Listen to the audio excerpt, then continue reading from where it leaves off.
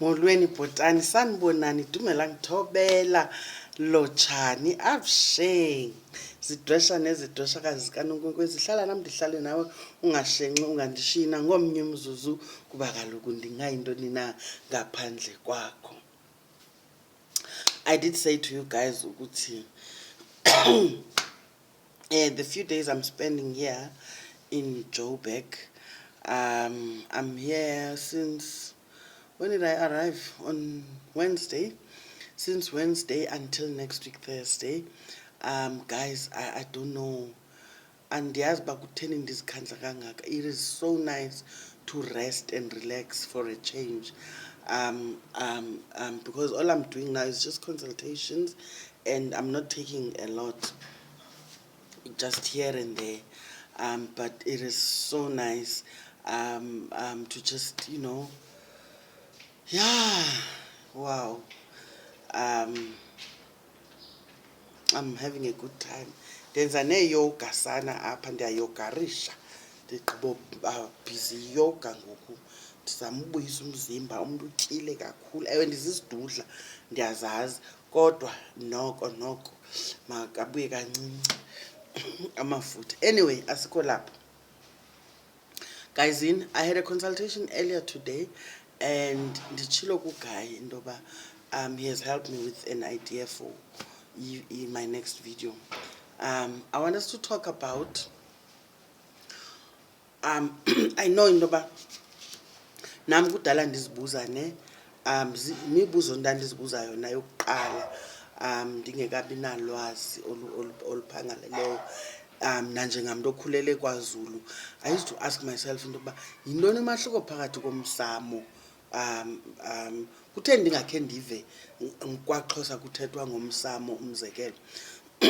For the longest time I used to think indoba abazali bethu okanye thina amaXhosa asizazi izinto because asinawo umsamo. Until nami ndade ndakhula ke ngengqondo.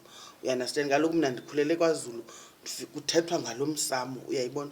Ufike next door nawe uyodlala phayana nabantwana baphayana okanye wenza sleep over, ufike kubekiwe phayana umqombothi ngokuhamba amavovo, lento thina sithi zinzipho bathi ngamavovo bona, amavovo esosareni. You understand? Kuthiwe kusemsamo ngqi ayenziwe ekhaya lena into abandakutheni ingenziwa. Uyabo ngqi siyaphoswa mane ekhaya nebhokhwe. Ufike xa kuzawuxhelwa ibhokhwe kuza kwenzelwa umntwana isiphandla, ibhokhwe ingeniswe endlini yongeniswa emsamo itshiselwe ngempepho kuthethwe ngqi.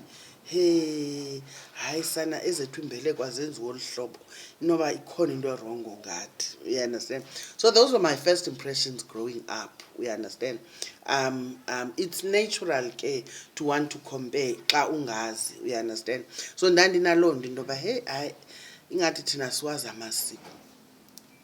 Fast forward ke ngoku umuntu ukhulile, uyayibona. Even nalapha ekukhuleni kwami ke ngoku xa ndingene ekuthwaseni, there was a period ndiqonda uba I was getting frustrated because alukho ulwazi oluphangaleleyo olu-documented ngamasiko esiXhosa, which is why I ended up ndizixelele into yoba mna ndiyafuna ke ngoku ukushera oko ndikufundileyo.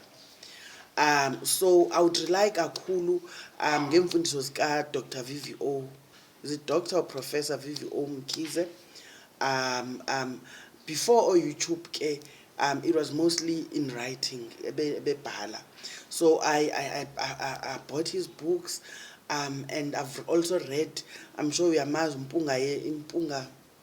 impunga yesintu, ne? He's also Zulu. But zandivula ingqondo, even though isiko lingazufana, but ndifumanisa into yoba zikhona izinto ezicommon yaye nenzondelelo iyafana. You understand? Laa nto ndihlale ndiyithetha ndithi isiko lakwantu okanye lamanguni inzondelelo inye. It is to unify the family, kukuhlala kukupreserva umthonyama, kukuhlala umsamo uphila. uyayiva. Ngoba ngaphandle komthonyama asinayo enye indawo ke ngoku apho sizawuthi sisebenza amatyala khona, where we can appease our ancestral spirits. We appease them thina singamaXhosa emthonyameni. Ezinye iintlanga umzelo amaZulu basebenzisa umsamo. Now wena mXhosa ke ngoku uzibuza into yoba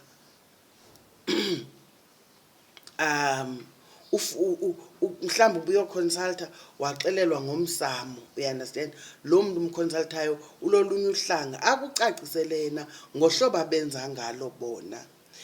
Umzekelo, kwakhe kwafika omnye umntwana phaa efemelini esithi kuthiwa le bhokhwe kufuneka ingene endlini. Uyayiva ke ngoku bathwala izandla ke ngoku otata omncinci into yoba heyi. Yabona ke ayizukwazi. Ndifuna ke ngoku ukuvula amehlo into yoba kulungile ukuhamba uyofuna ulwazi, kodwa buya ke ngoku and banethemba loba abantu bakokwenu susuthatha into yoba bazi into. Olu hlobo kuqhutywa ngalo kokwenu aluzujikwa nguwe ngoske uyoconsulta kumkhulu uDlamini waseSwazini akucacisele yena ngendlela eSwazini abenza ngayo. Ufune ke ngoku into yoba loo nto leyo mayizokwenziwa phaa kokwenu. Iza kubhidanisa nabantu, uzawuxabana and cause unnecessary tension. Thina le nto kuthiwa ngumsamo, thina kwaXhosa ngumthonyama. Yintoni umthonyama? Umthonyama kulapho siphalaza khona igazi, sisipha abantu abadala, you understand. Kulapho singxengxeza khona, kulapho sishweleza khona, kulapho sixoxela khona amatyala, emthonyameni.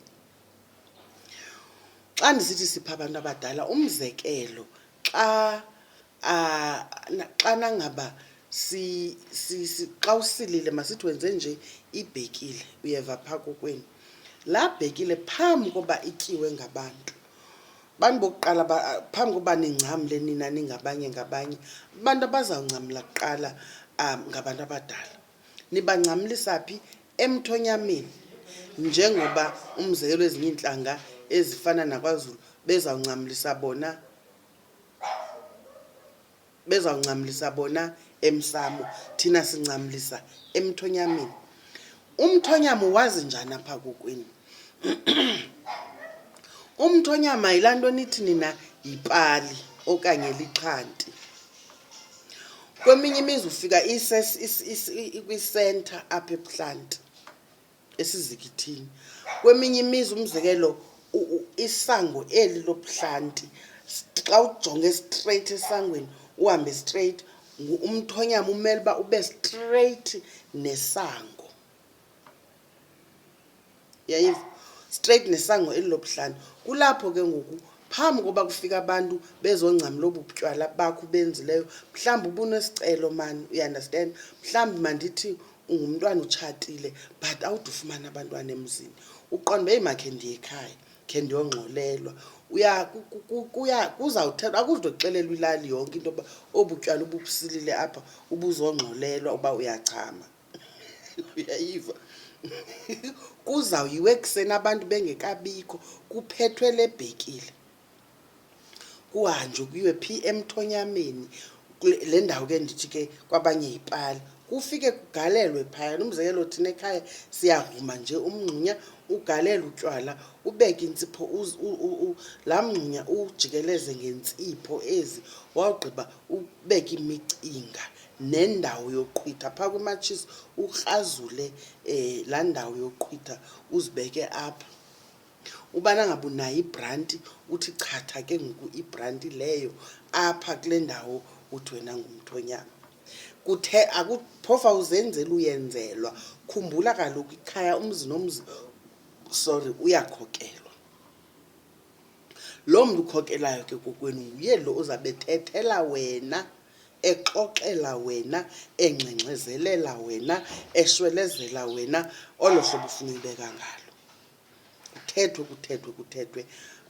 Kusekuseni ke ngelaa xesha, elaa xesha loba impahla ayikaphumi umzekelo.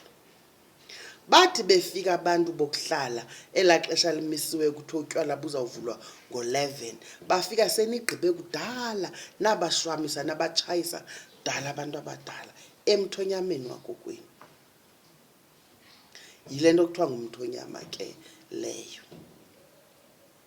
Naxa siwisayo, umzekelo, inkomo okanye ibhokhwe apha ekhaya, uyayiva iwiselwa mosi